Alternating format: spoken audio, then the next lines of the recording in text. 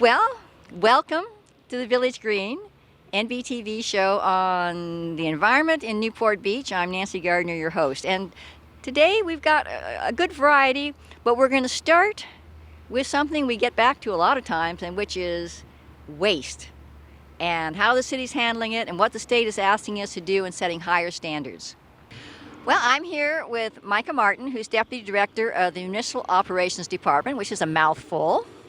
And we're going to talk about something that staff has been spending a lot of time on. This is a new state mandate. And I think it's important to understand that there are a lot of mandates concerning waste that a city is required to follow. Now, you have a short history of these mandates. Why don't you talk about those for a minute? Yes, so in 2012, AB 341 was passed that required commercial recycling for all commercial businesses. And the goal was to create 75% diversion from all landfills by 2020. So as we're moving forward closer to 2020, we're doing good about meeting that mandate. However, AB 1826 is coming along. That's mandatory commercial recycling of organics. So we've recently introduced this to commercial facilities, and we're slowly getting them on board with that. Okay, and we're going to talk more about that. Okay, so organic disposal is mostly food waste or green waste. And for commercial recycling, any business that creates more than 4 cubic yards of food waste is required to participate in organics recycling. That's a year, a month, a day? That's 4 cubic yards per collection cycle. Oh, okay. All So right. a week, yes. A week. In addition to that, by 2020, organics waste is no longer considered to be used for daily cover. It can no longer go to the landfill. It has to be recycled and processed in either a compost facility or a digester system. All right, we're going to talk more about that. Okay.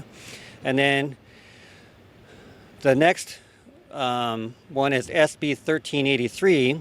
That requires a higher percentage of 75% by 2025 recovery of edible food, and that's included for commercial and residential. Okay. All right. So that went very fast. That was your crash course in all the state mandates. So let's take these apart a little bit. As you say, we're meeting the first one all right at this point. Yes. But I know the organics, particularly the food waste, is a new one. And you said, no more cover. So explain a little bit about what that means. Okay. So it's called alternative daily cover. So landfills is filled with all different types of trash and garbage. And then we would use compostable material to layer onto the top of that to kind of seal close the landfill and provide that cover so we could plant plants and other, landfill cover to hide the landfill and kind of close the landfill out. Well, what's happening is the green waste is creating a lot of greenhouse gas. And they're moving towards trying to reduce the amount of greenhouse gas that's going into the atmosphere. So that's why the alternative daily cover is going away, and they want to get us to a point of where that is actually being processed and reduced. So by putting into a compost system, putting it back into the environment, or to put it into a digester reduces that amount of greenhouse gas. Okay. So as for compost, I know the city does composting. I know CR&R, our city trash hauler, does composting. And if we're going to put even more into the compost, my concern is do we have enough places to put the compost? Or are we going to suddenly have just compost sitting there as compost? So that is a challenge we're faced with, and that's something we're looking at moving towards. Currently, the city composts all of its material in South County here in Orange County. We're talking about green waste here. Green waste. And with this green waste material being processed there, they're almost at capacity already. So we're having to start looking at other options. There is a digester system available for use, but it's in a different county. It's in Riverside County. It's a facility that CR&R owns. So we're looking at what our options are, and we're hoping that we could enter into a cooperative agreement with other cities in the county and find other ways to process the organics material, whether it be through compost or some other type of digester system that may come available. Okay, so digester systems, why don't you explain exactly what a digester system is? Okay, so a digester system takes all the organic waste, it gets processed into a system that breaks that down through heat and generates all the gas that comes out of that, takes that gas and puts it back into the pipeline system, so it becomes a natural resource again. So natural gas can be used again instead of just it being released into the atmosphere. So you could have a trash truck bring the stuff, put it in the digester, and then another truck, or that truck, could get the end product, be fueled at some point, so you have your loop. That's correct. So the waste that's being generated and put into the digester creates a natural gas that can then be put back into the trucks to fuel the trucks, so to go back out and do the service. So it becomes a fuel, it becomes a natural resource, and it creates a purpose for that gas to be used as opposed to just being a challenge for us. Okay, now, is there a distinction? We talked about organic waste. Is there a distinction either in the law or in just terms of treatment, food waste versus just our yard clippings? So currently the yard clippings, the green waste gets mixed in with the other trash, and when it goes to the facility to be separated, it contaminates a lot of the other material. So it makes it more difficult to recover material for recycling purpose because it's been contaminated with that green waste. So now with that green waste being diverted and collected separately, it would make it easier for us to recover our material from the normal waste stream, and it would be cleaner and easier to recycle. Okay, so just some history here. The reason there isn't a green bin right now is that, remember, the city at one point, the trash collection was internal. And then at a certain point, we looked at the dollars and said it makes sense to contract out. And there was a lot of uproar. People were very upset. They had, they knew their trash man, and they felt that they were going to lose something.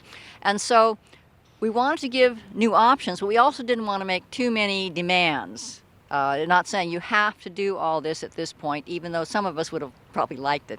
So we said, okay, there's a recycling, but we didn't do anything about green waste, knowing we'd have to at some point. But that's probably why we didn't take the one big jump, because it was such a change for people, although it's proved, I think, good. So, all right, so we got the green waste. You could have your own bin there. That could go, and you could compost it, and hopefully you'd have lots of gardeners buying it and all that sort of stuff. Now the food waste, that's a little different animal, isn't it? That is different. So the food waste is typically any waste that's generated from an operation that prepares food or serves food. So like a restaurant, for instance. The food waste is supposed to be collected and source separated. So it's separated at the source and it's put into a separate bin. And then that gets taken and processed at an organics waste facility. So we're talking about a whole nother stream of refuse to be managed and collected. So that creates challenges for us because now you're introducing another can into the system, you're introducing another route potentially, and a whole nother group of trucks to do that collection. So we're looking at options moving forward on how we're going to make room for these, how we're going to work with the businesses on how their source separation is going to happen, and all those other challenges. Those are big challenges. So we're going to have, I know right now, my alley on trash day, truck comes down, takes the regular everything bin, and then later in the afternoon comes down and takes the recycling bin. So that's 2 trips. And wow. So right now we're only talking about commercial. But right. You said we are all going to be participating in this at some point also. So to sort of describe how that, well, let me stop here. You can go back. Right now, we are thinking, I think the city is thinking, well, CR&R has a place, it's in Paris, not Paris, France, but Paris, California, and we can take our stuff there. But the concern is, wow, that's a lot of trucks going a long distance. So tell me about some of the other considerations that you're exploring. We know that nothing has even been presented to council as far as this is what we recommend, but what are some of the things that might be considered? So some of the other things being considered is trying to find a way to manage it locally. Perhaps getting another digester system built and here more available in the county area as opposed to taking it outside the county to a different county. That kind of defeats the purpose and reducing the amount of greenhouse gas, right? We have more trucks driving a further distance and all that. So we see the challenge with that. So we're trying to find a local resource in doing that. Currently, we still have the option of using the compost, and we would use the compost facility for the time being. But ultimately, we want to get to a better solution of having something more locally available to us. Okay. All right. So then that's part of the big picture. Then down the road, you said the individual, meaning each household, is going to participate. So it's no longer going to be, hey guys, if you want to have a recycling bin, you can. It's going to be, you will have a recycling bin or more, one or more, with different things, and you will participate. So that is, I'm going to separate my food waste from my yard waste. Well, do you think that's part of the requirement? Oh, so what will happen at that point is the green waste and food waste can be collected together. Oh, okay. So that's something that will be processed through the organics facility. Green waste isn't organic. So you're able to mix those two together. So, and then when I talked earlier about cleaning up the waste stream, by doing that, so we could potentially wind up with only 2 cans, one for organic waste and one for trash. Oh, okay. And then trash could be easier separated at the source, at the location, through the MRF. So there's a way of cleaning that up and still hopefully only having 2 cans. That's an option. We're not sure if we're going to be able to go that direction or not, but that is something we're looking into. Well, I have heard it said that currently, even those of us who say recycle, I put all the newspapers and the glass into my recycle bin, but that a lot of that gets contaminated anyway, and so that isn't necessarily achieving what we want to do. So it might be a better to say, okay, that goes in with all the other junk, but your organic are separated. And that's going to make even that first bin a little bit cleaner because it's not going to have any of that extra stuff in it. That's correct. Yes, that's correct. So a lot of the trash and waste goes to, for instance, here with our collection facility you see behind here, all the trash that gets collected in Newport all goes into one bin and it all goes out to the recycling facility. That's where they separate all the recyclables out of there: plastics, aluminum, glass, and then just trash. It all gets separated at a different facility. So by performing this measure that we're talking about, it would be easier for them to separate that because there'd be less contamination in it and it would be put to better use. Okay, yeah, because we've got a lot of things to think about. I know that the market for recycled goods is not what it was. Plastics particularly, I guess. So we're going to have to think of new things. Part of that comes, of course, maybe we can do a better job of packaging. If any of you have tried to ever open some of those packages, you know, you're hacking at it with a saw practically to get it open. I know it's probably for shoplifting or something like that, something minor. So we're going to have some changes. Well, it sounds like a challenge. Do you feel like you're getting closer to working, say, with some of the other cities? Because they're all facing the same thing. Do you think there might be speaking of trash, you want a local? You think could be a local solution? Do we have any sites where we could put something? We're hoping for a local solution. Part of the challenge is real estate. There's not a lot of real estate available left in Orange County to take on such an operation. And not a lot of neighbors who want you. That's true. That's true. And there's a lot of challenges with the location and the surrounding area. So all that has to be taken in consideration. It's definitely an option we want to explore.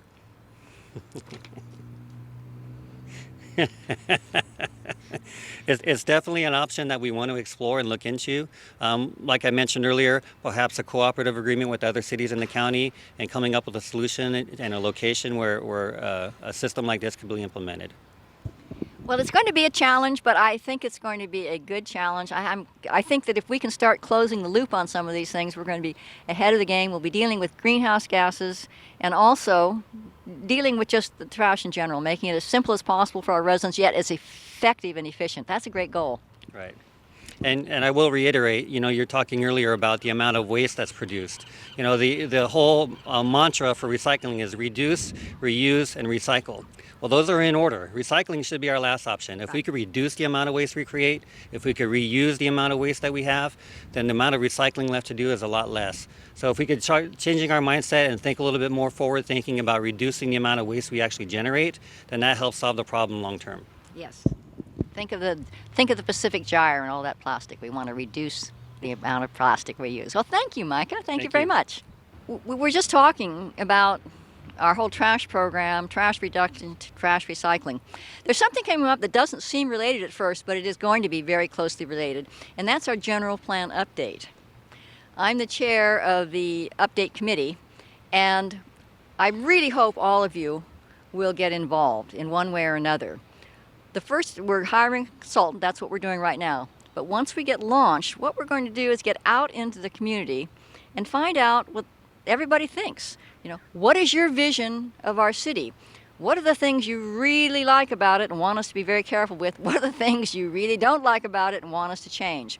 We'll be dealing with things like traffic, housing.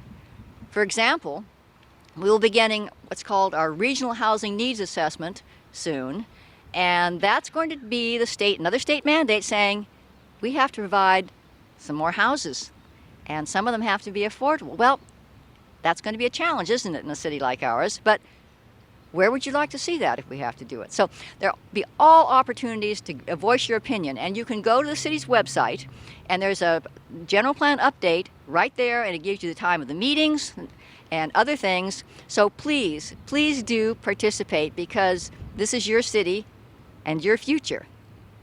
That's our show. Until next time, let's all work on making our village green.